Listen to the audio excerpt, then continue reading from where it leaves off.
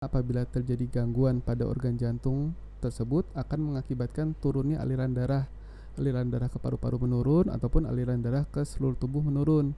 Sehingga akan menimbulkan keluhan. Keluhan itu bisa mulai dari sesak nafas, kepalanya pusing, sampai dengan kaki bengkak ataupun cepat capek.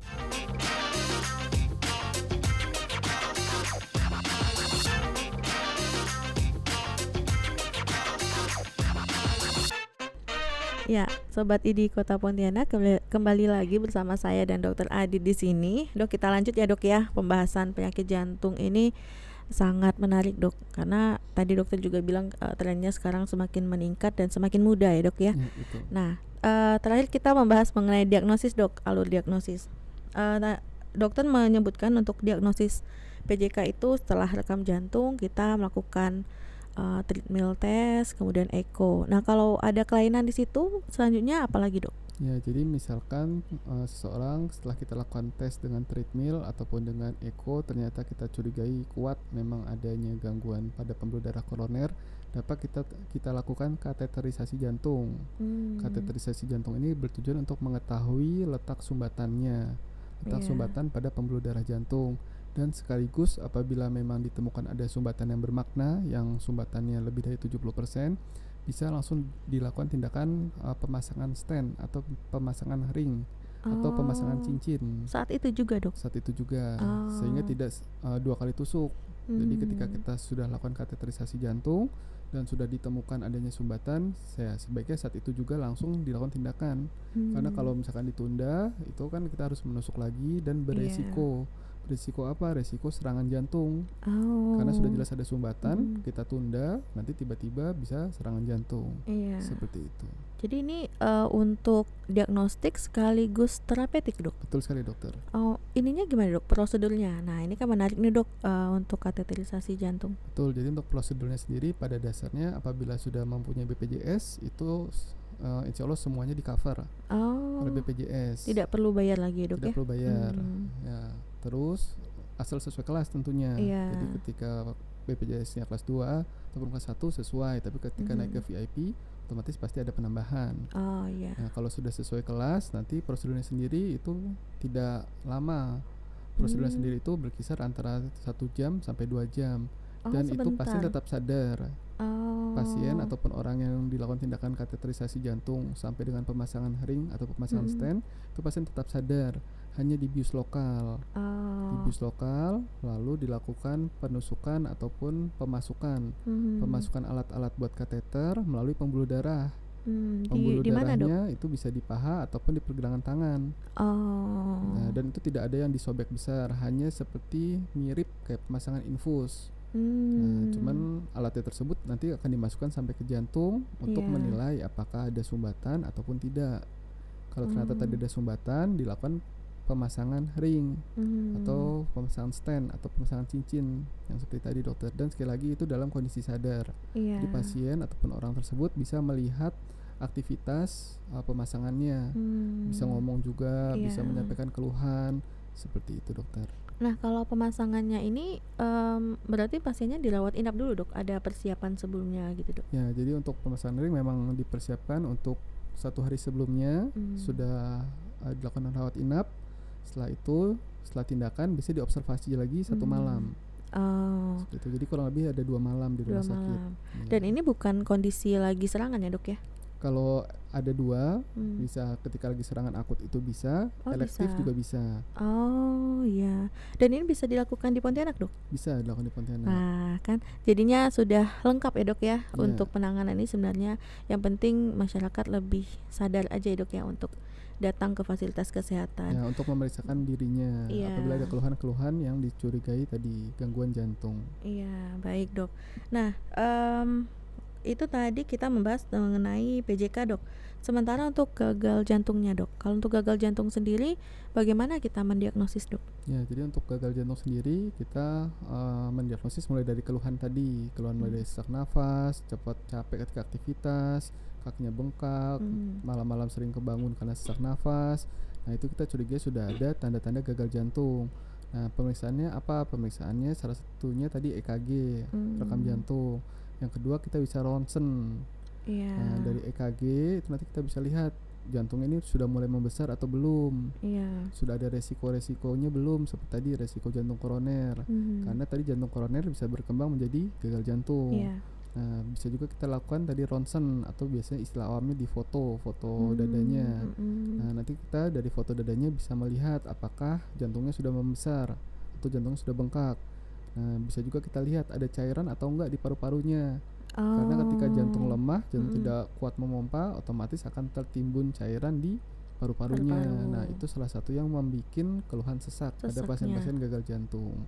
Seperti itu. Dan itu bisa ditata laksana, Dok? Bisa. Jadi nanti ketika kita sudah curiga gagal jantung, untuk pastinya gimana? Untuk pastinya kalau tadi kateterisasi jantung untuk yang sumbatan pembuluh darah jantung ataupun jantung koroner, kalau untuk gagal jantung kita pastikan dengan tindakan eko. Tadi USG jantung, kita melihat ukuran jantungnya seperti apa sih.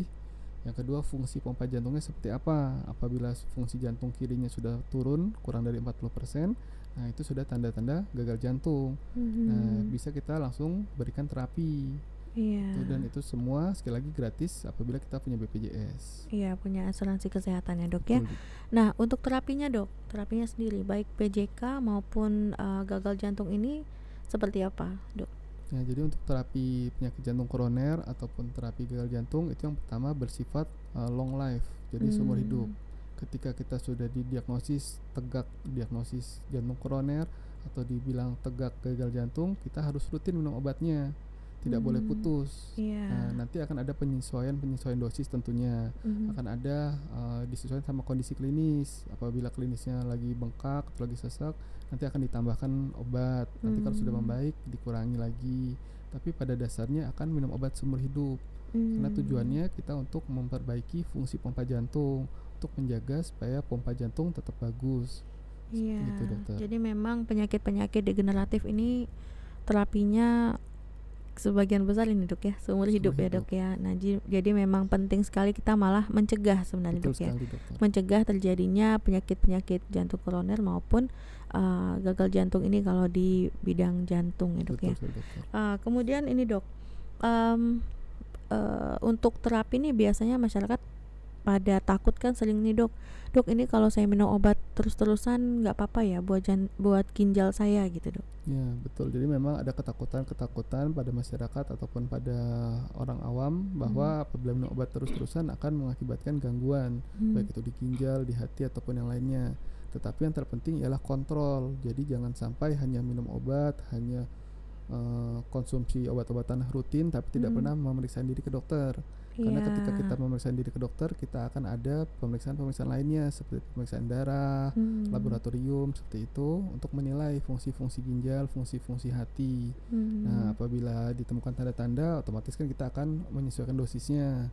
Tapi kalau baik tetap dilanjutkan. Tetapi pada prinsipnya obat-obatan yang dipilih itu yang terbaik buat pasiennya. Iya, sudah disesuaikan, Dok ya, dengan usia, dengan kondisi jantung dan juga metabolisme yang lainnya ya, Dok ya. Betul sekali, Dokter. Nah, jadi bagi sobat ID yang di sini mungkin kebetulan ada pasien penyakit jantung ya, jangan lupa minum obatnya harus teratur dan juga harus tetap kontrol ya, Dok ya. Betul. Nah, biasanya kontrolnya tiap berapa bulan, Dok? Ya, jadi untuk kontrolnya sendiri itu tiap bulan. Tiap bulan. Untuk mengambil obatnya, kontrol tiap bulan untuk mengambil obat. Tapi untuk pemeriksaan seperti yang tadi kami sampaikan, laboratorium ataupun ronsen ataupun EKG, itu yang pertama sesuai kondisi klinis.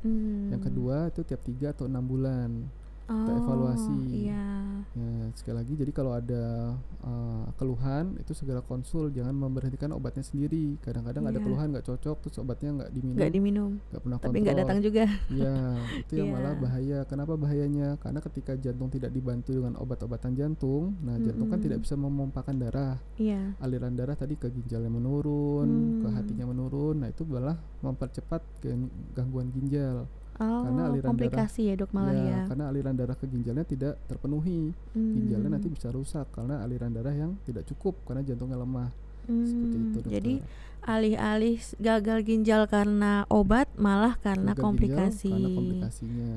Jadi komplikasinya apa aja nih, Dok? Dari penyakit jantung ini, Dok? Jadi tadi kalau untuk penyakit jantung koroner, komplikasinya itu yang pertama gagal jantung. Kalau sudah gagal jantung itu bisa komplikasi lagi. Komplikasinya kemana tadi? Salah satunya ke gagal ginjal apabila tidak diterapi, tidak diobati dengan yang cukup. seperti itu. Baik dok.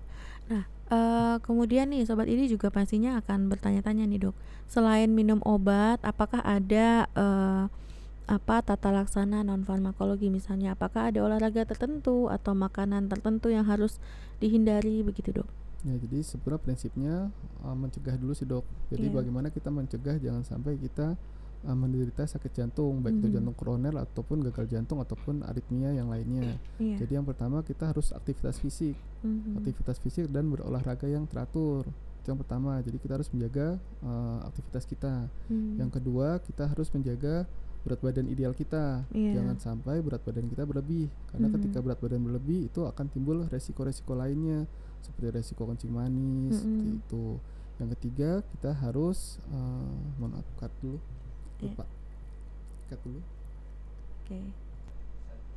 Yang ketiga kita tidak boleh merokok atau stop merokok. Jadi yang sudah merokok harus stop merokok. Apabila belum merokok ya jangan merokok. Ya, yang keempat kita harus makan makanan yang banyak mengandung serat dan ikan. Jadi kita harus makan ikan sekitar 1-3 kali dalam 1 minggu. Memperbanyak makan ikan dan makan serat. Yang kita kurangin apa? Yang kita kurangin tuh garam sama minyak. Nah, jadi ada 5 tadi. Yang pertama kita harus aktivitas fisiknya kita jaga sama olahraga. Yang kedua jaga berat badan ideal. Yang ketiga kita harus stop merokok atau jangan merokok sama sekali. Yang keempat kita perbanyak makanan serat sama ikan. Yang kelima kita harus mengurangi makan makanan yang banyak mengandung garam ataupun minyak. Jadi apalagi bulan puasa nih dok ya. Bulan puasa nih bukanya gorengan. Ini yang harus dihindari ya dok ya. Jadi ketika berpuasa kan pada pasien-pasien jantung itu kan minumnya harus dibatasi. Supaya jantungnya tidak tambah berat juga. Jadi ketika nanti buka puasa jangan sampai pasien-pasien atau orang-orang yang mengalami gagal jantung itu minumnya terlalu banyak. Jadi minumnya sedikit-sedikit. Tapi mungkin sering. Jadi sekitar 100-200 cc tapi diulang tiap 2 jam. Berarti waktu buka puasa sekitar 1 gelas aja dok ya? Sedikit-sedikit tapi nanti diulang. Nah, sampai berapa banyak maksimalnya itu tergantung berat badan. Jadi kalau berkonsultasi dengan dokter ditanyakan saya boleh minum sehari semalam berapa. Nah, ketika puasa ya tetap dicukupi kebutuhan cairan sesuai tadi anjuran dokter, tapi caranya sedikit-sedikit tapi sering. Jangan sekali buka puasa minum langsung banyak. Sampai beberapa gelas gitu ya, karena haus ya seharian. Betul. Itu juga tadi yang garam-garam tadi, garam-garam minyak. Jangan berbuka puasa dengan makan makanan yang banyak mengandung garam ataupun yang berlemak-lemak. Termasuk itu ya dok ya, saus, kecap ya dok ya. Itu juga kan bergaram juga. Sebetulnya garam itu tidak murni yang terasa asin, tapi pengawet-pengawet itu kan juga banyak mengandung natrium. Termasuk tadi di kecap, sosis, makanan pengawet, minum-minuman yang banyak pengawetnya itu juga mengandung natrium. Jadi kita memang harus kembali menuju ke ini ya, pola hidup sehat ya dok ya. Tadi ada 5 hal yang harus kita pertahankan untuk menjaga kesehatan jantung kita dan kesehatan kita secara umum ya dok ya, gak hanya jantung sebenarnya ya. Nah tadi kan dokter menyinggung masalah olahraga. Nah kalau bulan puasa atau mungkin pada pasien PJK dan gagal jantung mungkin apakah ada kondisi khusus untuk aktivitas fisiknya dok? Ya, jadi untuk olahraga pada pasien-pasien jantung itu sebetulnya kita melihat dari stratifikasi resiko ataupun dari derajat keparahan sakitnya. Tapi pada prinsipnya orang sakit jantung tetap harus aktivitas fisik. Aktivitas fisiknya seperti apa? Tadi tergantung derajatnya. Kalau memang dia berat, maksudnya penyakitnya berat, derajatnya berat, otomatis aktivitasnya ringan saja. Ringan itu seperti apa? Misalkan duduk sambil digerak-gerakin badannya selama 30-60 menit. Seminggu itu sekitar 4-5 kali. Kalau mau tiap hari juga boleh. Tapi yang disarankan tadi 4-5 kali itu sudah cukup untuk aktivitas ringan tadi. Sambil gerak-gerakin badannya. Kalau kondisi lebih baik bagaimana? Silakan jalan sambil mengatur pernafasan. Jadi prinsipnya olahraga untuk kesehatan jantung itu olahraga yang bisa mengatur nafas. Bukan olahraga yang bersifat cepat seperti lari kencang, lari aerobik gitu ya. Sprint itu jangan. Senam juga boleh, tapi senamnya jangan yang ritmenya cepat. Kan ada senam yang ritmenya cepat. Nah itu tidak. Jadi kita yang lebih mengatur nafas. Itu. Sama kekuatan otot mungkin dok, itu boleh dok? Kalau kekuatan otot maksudnya angkat beban ya. Kalau untuk Iya. angkat beban sendiri sebenarnya tidak disarankan. Karena dia harus itu memberi tekanan pada jantungnya. Iya, jadi mompanya juga ini ya dok ya. Jadi kalau mau latihan beban ya beban, tapi yang tidak memerlukan kekuatan sampai sampai bukan meneran. otot besar ya dok ya, jadi otot-otot kecil aja. Nah, jadi sobat ID, kalau untuk pasien-pasien yang sudah mengalami gangguan jantung, konsultasikan dulu ya bersama dokter sobat sekalian. Jadi waktu konsul itu selain melihat kondisi jantungnya, kemudian konsultasi aktivitas yang harus dilakukan, makanan yang harus dihindari, dan asupan cairan tadi dok. Betul ya. Sekali.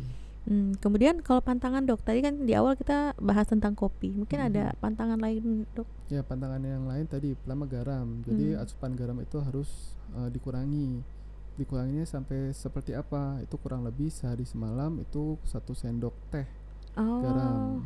Garam secara total. Jadi ya mungkin kita bisa mulai memperkirakan. Ya, terus untuk minyak seperti apa? Minyak itu kurang lebih 5 sendok makan. Nah itu tapi dari semua makanan, jadi bukan sekali goreng. Sekali goreng bukan. Jadi kira-kira yang nempel di makanan itu seberapa banyak sih minyaknya, seperti itu. Jadi kalau makan gorengan buka puasa langsung 5, hati-hati ya. Iya, betul, jadi hati-hati ketika apalagi minyaknya juga minyak yang jelantah, maksudnya minyak yang berulang kali pakai, otomatis itu kan lebih berbahaya daripada yang sekali pakai. Itu juga gula harus kita batasi. Gula itu sekitar 4 sendok makan per hari total gula gitu. Lalu untuk yang lainnya otomatis kita mengurangi makan makanan yang banyak pengawetnya tadi. Karena tadi itu sekali lagi itu sebenarnya ada natriumnya, ada garamnya. Itu yang kadang nggak disadari ya dok ya. Betul sekali dok. Seringkali kita mikir ini nggak asin gitu ya. Di pikiran masyarakat kan yang asin tuh kayak ikan asin, kecap asin gitu mungkin dok ya. Padahal yang hiden ini yang malah bisa numpuk banyak ya dok ya. Baik dokter. Nah kemudian untuk berobat nih dok. Jadi baik yang ingin memeriksakan pertama kali atau mungkin untuk konsultasi, kapan sih pasien ini harus berobat jalan, atau kapan pasien atau masyarakat ini ingin harus dibawa ke UGD gitu? Ya, jadi pasien-pasien atau orang-orang yang mengalami keluhan jantung, apabila keluhan jantungnya bermakna, maksudnya terasa kuat sekali itu tandanya apa?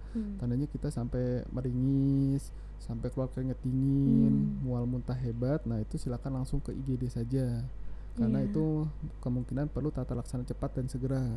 Tapi apabila hanya keluhan nyeri-nyeri dada yang kurang jelas, kurang khas, lalu segera membaik dengan istirahat, dengan kita tarik nafas dalam, hembuskan, terus membaik, itu bisa lewat poli, rawat jalan. Seperti itu dokter. Iya, kalau rawat jalan ini kalau untuk yang pengguna BPJS itu boleh langsung ke rumah sakit atau harus ke puskesmas dulu dok? Jadi sesuai dengan alur dari BPJS atau asuransi kesehatan nasional. Nah itu bisa lewat puskesmas ataupun lewat dokter pribadi, dokter keluarga. Lewat dokter keluarga. Jadi kita tetap mematuhi prosedur dari BPJS. Lalu nanti silakan meminta untuk dirujuk ke rumah sakit dengan fasilitas tadi. Apabila jantung, otomatis rumah sakit yang tadi mempunyai fasilitas untuk penegakan diagnosis jantung. Seperti itu. Nanti selanjutnya silakan di poli dan berkonsultasi dan dilakukan pemeriksaan lebih lanjut buat melihat penyakitnya. Iya, baik. Nah, Sobat ID, mungkin penjelasan dari Dokter Adit tadi sudah sangat-sangat komplit ya. Nah, masih ada beberapa hal yang akan kita bahas ya terkait mitos-mitos, kemudian tadi ya mengenai gejala-gejala, biar kita semua lebih kenal nih sama gejala penyakit jantung dan membedakannya dengan gejala-gejala penyakit lainnya ya dok ya. Nah, kita akan sambung lagi pembahasan kita setelah break berikut ini.